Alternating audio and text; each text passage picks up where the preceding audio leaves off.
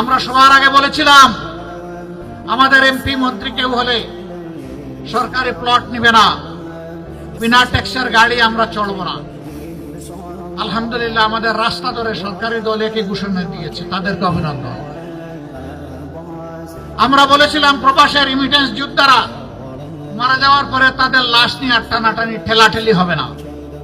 আমরা সম্মানের সাথে রাষ্ট্রীয় দায়িত্ব এবং খরচে আমাদের ঘাড়ের উপর তাদের পবিত্র লাশ বাংলাদেশে নিয়ে আসবে। বর্তমান সরকার একই ঘোষণা দিয়েছে, তাদেরকে অভিনন্দন। আমরা সরকারকে বলবো মানুষের সবচেয়ে বড় অধিকার ভোটের অধিকার, এটা হরণ করা হয়েছে, আগামীতে এটা যেন হরণ করা না হয়। তারা যদি এইটা হরণের পথ থেকে সরে আসেন, আমরা তাদেরকে আরেকবার অভিনন্দন জানাব। হ্যাঁ, জনগণের ভোটে তারা যদি 100% ভোট পেয়ে নির্বাচিত হয়ে যান, তখনও তাদেরকে আমরা অভিনন্দন জানাব। কিন্তু ইঞ্জিনিয়ারিং করে, কায়দা করে, ইলেকট্রিসিটি বন্ধ করে দিয়ে আপনাদের পাশে ঘটেছে বাসান থেকে কারেন্ট বন্ধ করে দেওয়া হয়েছে, নয় করা হয়েছে। আমরা এগুলো আর দেখতে চাই না। দেশের বহু জায়গায় গায়ের জোর খাটিয়ে আমাদের এজেন্টদেরকে বের করে দেওয়া হয়েছে।